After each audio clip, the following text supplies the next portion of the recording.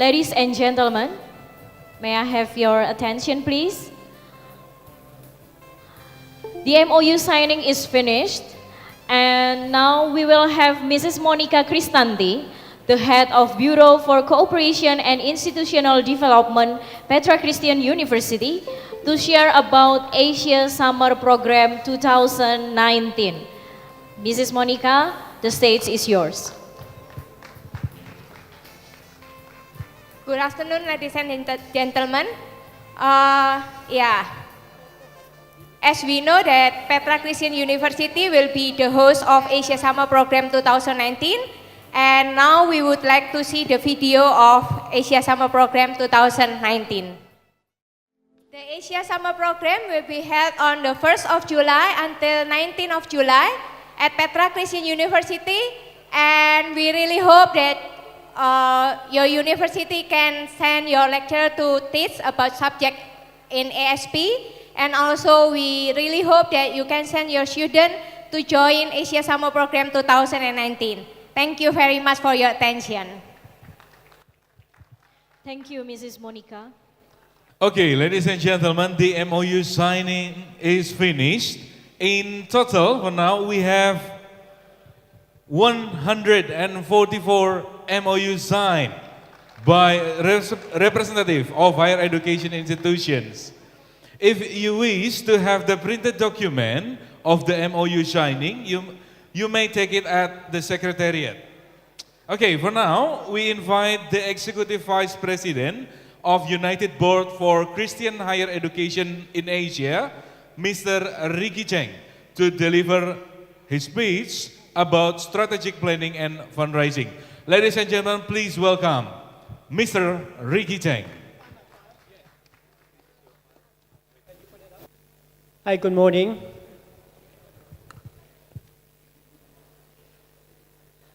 If I can have a clicker, I can control my PowerPoint, please. Thank you. While they are doing some technical things on my PowerPoint, first of all, I want to thank you for indulging me a little bit of time to introduce who we are as a United Board, and also to share with you a bit of my view on higher education in the era of Industry 4.0, as I think this forum this week addresses the innovation as well as disruption. And I think disruption is happening all over the world. Maybe I can just ask the staff to help me to change the slide when I need to. Can I give you the sign and then you can change the slide? Can you? Sorry, I was looking in there, but actually my slide's on the right side. Okay. Technology. I'm no expert in technology. In fact, I'm at the age that grew up without a mobile phone. And today, the students that's born today, it's hard to imagine what their life is when they become a student of your university. Can you change the slide? So, again, I want to thank you, and I want to first address to Dr. Suwengjo, Professor Hajito, all the distinguished guests and friends. And can you change the slide?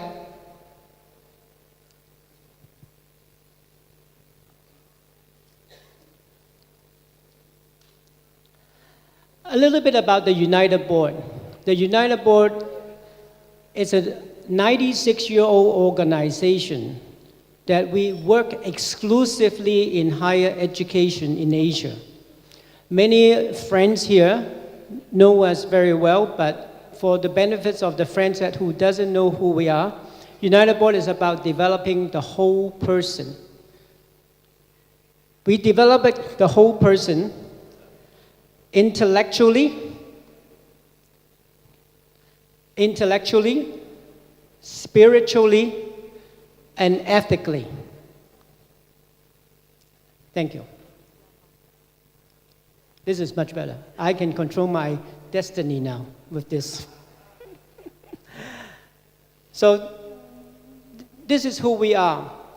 But today is not about talking about United Board. But if you are interested in what we do, how we can be a partner in your endeavor in education, look up our website, unitedboard.org. As I said, we are a 96-year-old organization dedicated to work in higher education and in Asia. I'll give you a picture. This was me in Yogyakarta doing yoga. So what's yoga got to do with higher education? This is me, another post. I'm not trying to show off my yoga skills, but what I want to use this as to demonstrate how the hotel industry is moving towards giving a customer additional experience that they will not forget. I was staying at the Hyatt Hotel in Yogyakarta, and I was talking to a customer relations staff about me wanting to learn to do yoga in Indonesia. So right away, the customer relations said, yeah, let me look into it. Maybe we can arrange it for you. And guess what? The next morning at 6 a.m., I was with the yoga instructor by the swimming pool doing yoga. Now that was something out of extraordinary, out of my expectation, that the hotel can make some arrangements so quickly and so efficiently for a regular customer like me. Now, the hotel, as you know, is going through big changes. Why? The young people nowadays, somebody like my daughters, who is in the 20s, will never think about staying in a hotel now when they travel. Where do they stay? They stay in Airbnb. So businesses nowadays try to create that customer experience for them.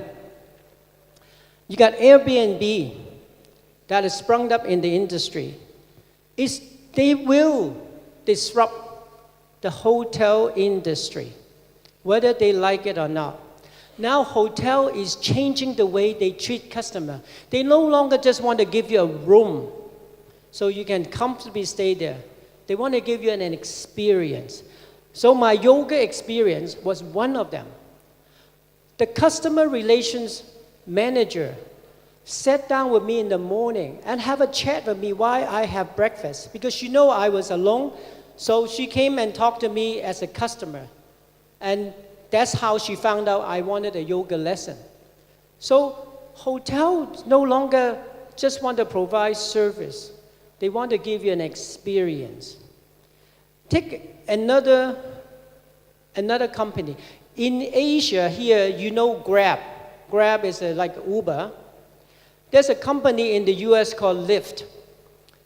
Lyft want to differentiate. They are like Uber. They also provide ride-sharing service to customers.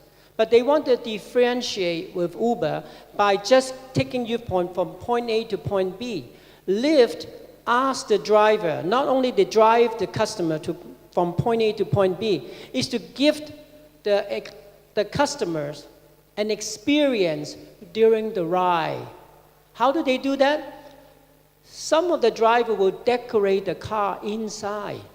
They give the ambience of a spa, give a little bit of fragrance. They ask the driver to have a conversation with the customer about the local sites if they're coming from overseas. If they're within the city, they'll ask them, "How are you, sir? What are you doing today? Oh, are you going to have a meeting? Are you going to meet some friends? They want the driver to have a conversation with the customer if they want it. Of course, if they want to be quiet. Then they ask the customer, what kind of music would you like? I have so many. I have classic jazz. I have rock and roll. What kind of music would you like to hear? They ask the driver to provide that experience to even just a customer. If you get into the taxi, what do you get? Nothing. In fact, most of the time you get bad service. So different industry now is creating that experience with the help of technology, right?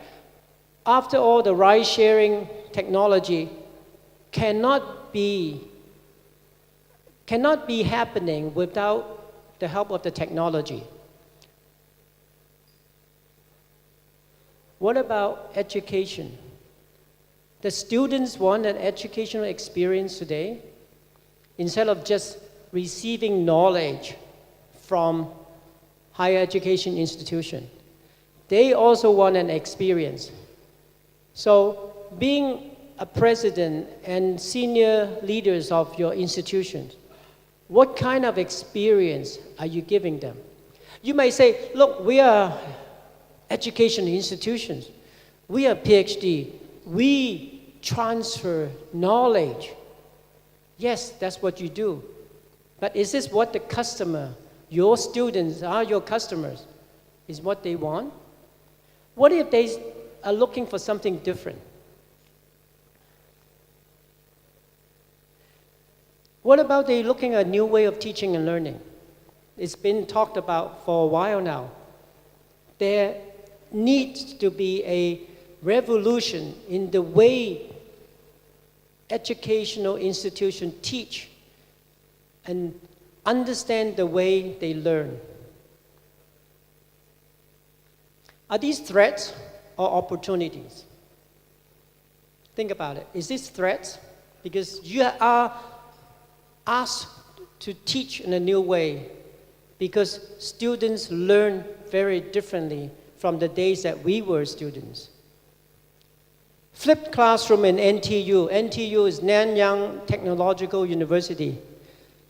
They had built a new building in Singapore called the Hive. You can Google it. HIVE is like a beehive.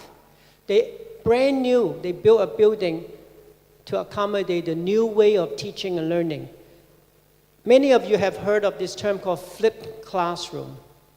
Okay, flipped classroom. Look at the classroom. It's no longer the traditional classroom that may be in your institutions. Students are learning in groups. Instead of just looking at the lecturer in front, they're looking at each other. The teacher is no longer just a teacher by doing lecture and talk. The teacher is a facilitator. But this flipped classroom requires the help of technology and requiring you to reorient how classroom looks like. I tell you, it's very difficult to reorient your current classroom to a classroom like that. That's why Singapore NTU built a new building. So every classroom was designed in a new way. They are experimenting this. Are you ready for a new way of teaching and learning? There are many other ways. Flipped classroom is not about classroom. It's about the new way of teaching and learning. It's about also retrain your teachers the way they teach. They no longer are just a teacher. They are a facilitator of learning. I'll give you another even more interesting flipped classroom. This is in Monash University in Australia. Look how giant this classroom is. Can you see how many students they can accommodate in one classroom? In the Australian context, many of you may know, they mostly are public university. So many of the classrooms are huge lecture theater. They usually have 200 or even up to 300 students in a classroom.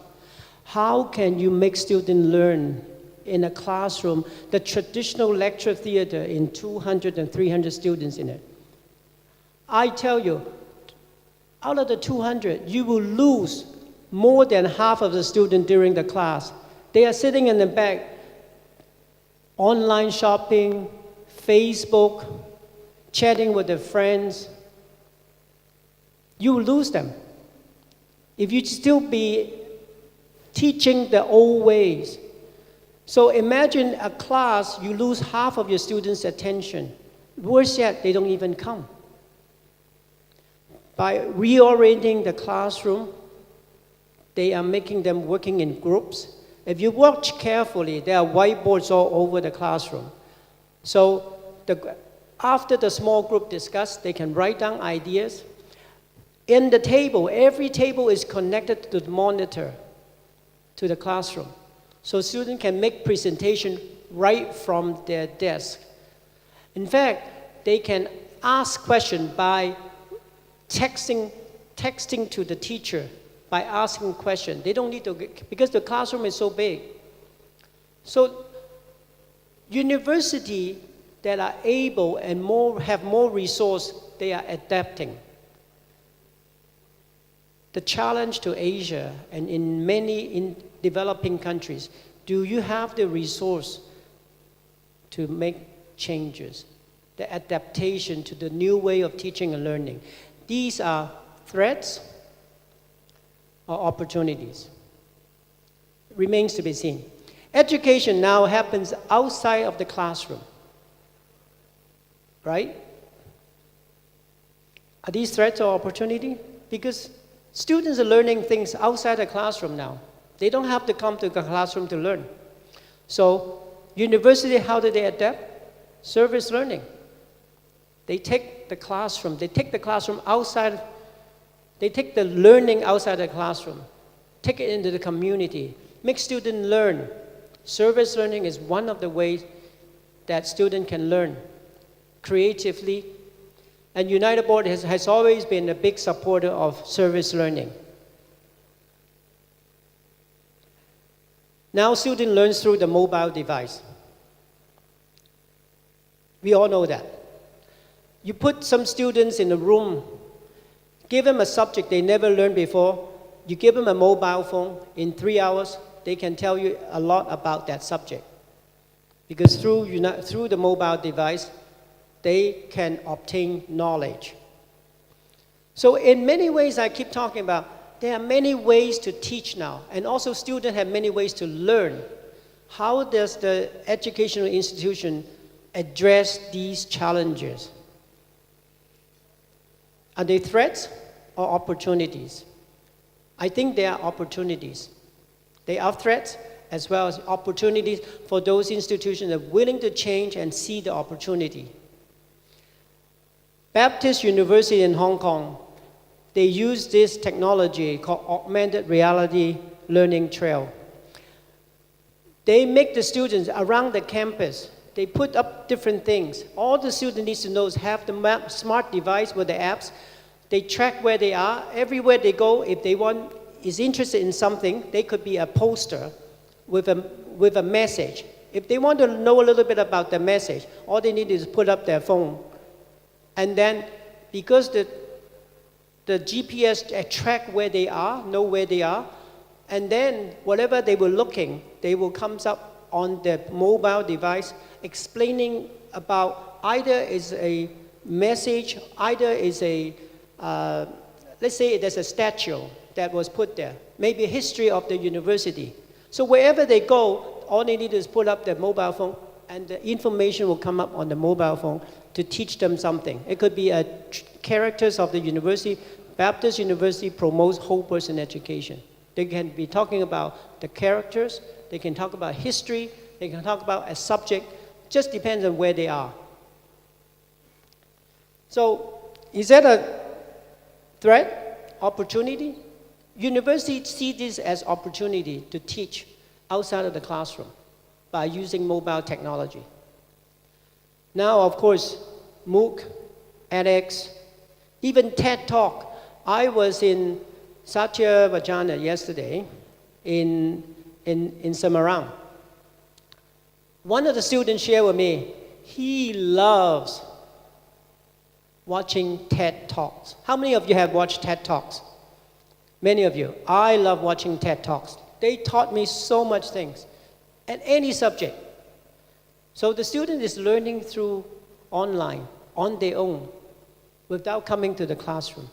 So are these threats or opportunities? I think they could be both. Then all depends on whether you see the glass half full or half empty. If you only worry about these are threats and not doing much, your institution could be in trouble, could be disrupted by the technology. But if you see it's half full, work to adopt to the new way of teaching and learning, work to utilize the technology to help you to teach. And creatively, you can make your institution to be relevant in the next 20 years, 10 to 20 years, or even the next century. So start planning. Start planning for the future today.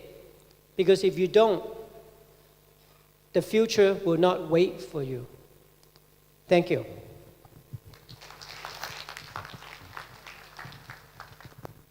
Thank you, Mr. Cheng, for the sharing. Ladies and gentlemen,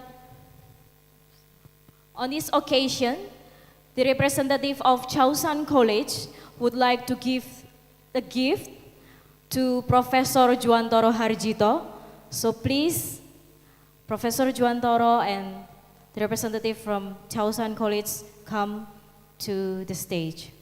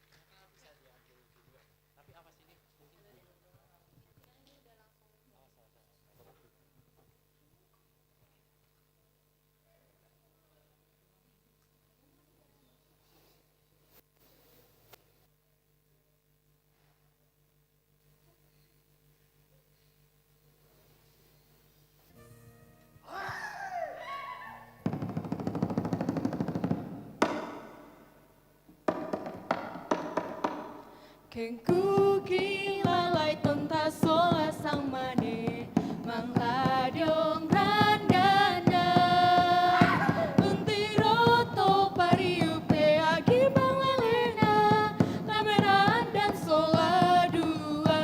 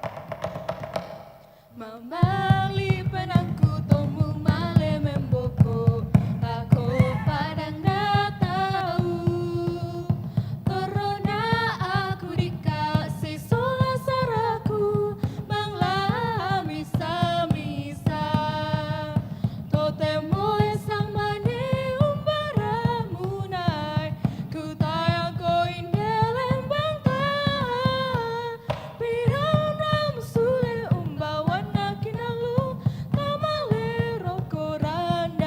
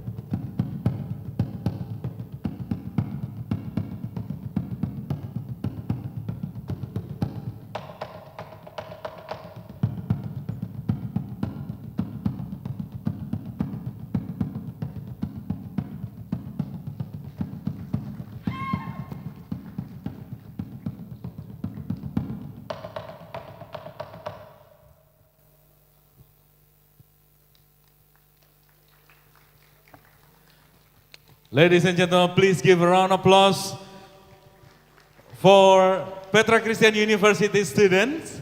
Okay, they perform a tari, a dance called Pagelu. It's from the South Sulawesi, from Indonesia. It's called with Toraja, so the province name is Toraja. The dance is about welcoming, it's a welcoming dance, by the way, and it's for winning heroes when they come home. So it's kind of a welcoming dance. Okay.